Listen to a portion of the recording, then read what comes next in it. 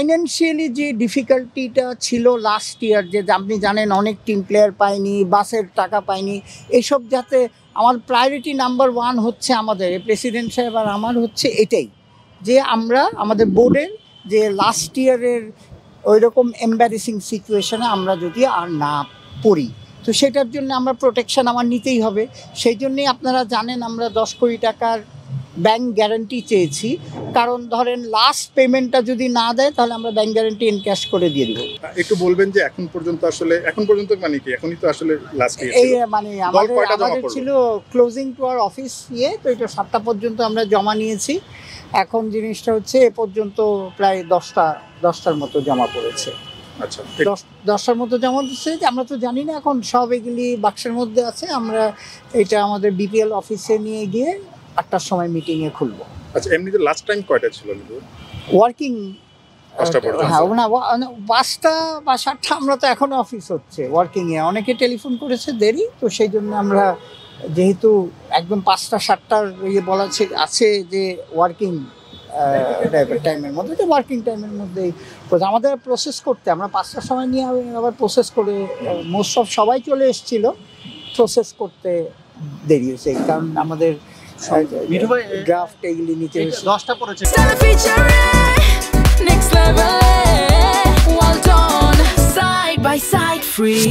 এটা কি বলা যায় যে ধরেন একাধিক করেছে কোন কোন জায়গায়, এটা কি একটু বলা যায়? এটা ওইভাবে তো বলেনি, খামের মধ্যে সিল করা, যেটা হচ্ছে ওরা কোন কোম্পানি, ধরেন এক এক কোম্পানির থেকে জমা দিয়েছে, আমরা ওইভাবে জমা নিয়েছি। আচ্ছা, এখন আপনাদের প্রসেসটা কি হবে? প্রসেসটা হচ্ছে যে আজকে খুলে আপনাকে রাত্রে জানিয়ে দিব যে কোন কোন কোম্পানি আমাদের, আমরা তো সবাই সামনে আমাদের অডিট, তারপরে আমাদের বিপিএল গভর্নিং কাউন্সিল, এদের সামনে খুলবো। খোলার পরে আমরা তখন বুঝতে পারবো যে কোন কোম্পানি কে বিট করেছে। এইটা দিয়ে আপনাদের 8টার সময় জানিয়ে দেবো। কয়টা দলকে সিলেক্ট করার পরিকল্পনা বিসিবির আসলে আছে? দেখা যাক। আমরা তো আমাদের একটা তো জানেনই যে আমরা টার্গেট করেছিলাম, আমাদের যে 1 মাসের সময় আছে 5টায় কমফোর্টেবল, যেহেতু দেখি এখন এটা ডিপেন্ড করছে যে আমাদের ভেরিফিকেশনের পরে, আমাদের তো জানেন একটা এটার জমা দিলেই হবে না, এটার একটা ভেরিফিকেশন হবে, ফাইন্যান্সিয়াল ভেরিফিকেশন, তারপরে আকসু ভেরিফিকেশন, এসব সব কিছু নিয়ে। কারণ আমরা বলেছিলাম যে যারা এই কোম্পানিতে জড়িত, ম্যানেজমেন্টের যারা জড়িত, তাদের নাম সহকারে দিতে হবে। তো এইগুলি আমরা সব ক্ল্যারিফিকেশন নেওয়ার পরেই বুঝতে পারবো যে কারা কোয়ালিফাই করে আমাদের ইয়েতে। তো সুতরাং আমরা কয়টা টিম দিব এটা হচ্ছে প্রায়োরিটি, আমরা পুশ করব না যে 6টাতেই করতে হবে, 7টাতেই করতে হবে বা 5টাতেই করবো। আমরা এইবার বিপিএলের আপনারা জানেন আমাদের মোটোটা হচ্ছে ফাইন্যান্সিয়ালি যাতে ক্ল্যারিটি থাকে, সব প্লেয়াররা পয়সা পায়, কোচরা পয়সা পায়, এটাই হচ্ছে প্রায়োরিটি নাম্বার 1। সো সেই হিসাবে আমরা ফাইন্যান্সিয়ালসটা খুব কড়াভাবে দেখবো। মিঠু ভাই, যেটা হয় যে বিপিএল নিয়ে সবসময় প্রশ্ন ওঠে এবং এটা গোছানো হয় কিনা এটা নিয়ে প্রশ্ন ওঠে। 12 তারিখ থেকে 28 তারিখ পর্যন্ত ডেট ছিল। আজকে দেখলাম যে নির্দিষ্ট সময়ের পর, মানে অফিস আওয়ার বা এর পরও দেখলাম যে জমা দিচ্ছে এসে, মানে এই জায়গাটা তো একটু ক্লিয়ার থাকাই যেত, অ্যাটলিস্ট নির্দিষ্ট টাইম। শোনেন, ক্লিয়ার তো আমরা আমাদের দিকে তো ক্লিয়ার। এখন কথাটা হচ্ছে যে আপনারা যখন লাস্ট মোমেন্টে, আমরা হচ্ছে ওপেন,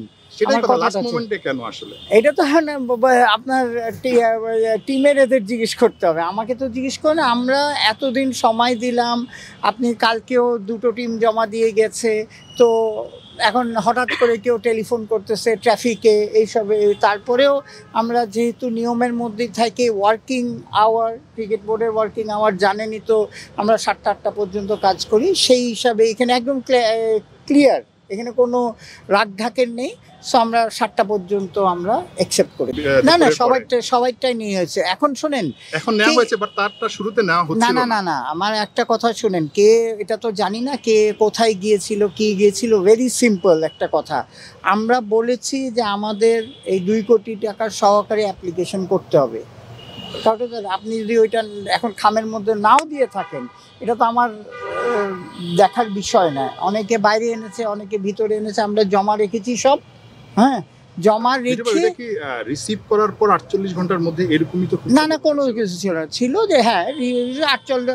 এখন কথাটা হচ্ছে যে আজকে মিটিংটা হোক, তখন আপনার ক্ল্যারিটি হবে। অনেক কোয়েশ্চেন আমি এখন নিয়মটা এরকম ছিল কিনা যে রিসিভ করার 48 ঘন্টার মধ্যে, আমি যতটুকু জানি কি এরকম। রিসিভ করার মানে এই আবেদনটা গ্রহণ করার 48 ঘন্টার মধ্যে আসলে 2 কোটি টাকার যে ব্যাপারটা ওটা মানে না না না, এরকম কিছু সাথে সাথে দিতে হবে। হ্যাঁ মানে আমরা তো ওইভাবে বলেনি, বলছে যে অ্যালং ইয়ার সাবমিশন, কথাটা বুঝছেন। এখন আমরা এইটার এখন অনেক সমস্যা সবই তো 2 কোটি টাকা তো একটা ক্রাইটেরিয়া।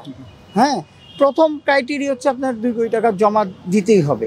এটা আজকে দিউক কালকে দিউক ঠিক আছে, এটা আমরা হয়তো ক্ল্যারিটি সহকারেই বলবো যে ঠিক আছে ওনারা দিয়েছে, কিন্তু ওনার অন্য কিছু যদি পাস না করে তাহলে তো 2 কোটি টাকার 1 কোটি টাকা কোনো ইয়ে মানে নেই। যে 10 জন আবেদন পেয়েছেন আপনারা, 10টা আবেদনের মধ্যে সবাই কি 2 কোটি টাকা পরিশোধ করেছে? এটা তো বললাম তো, খুললে বুঝতে পারবো।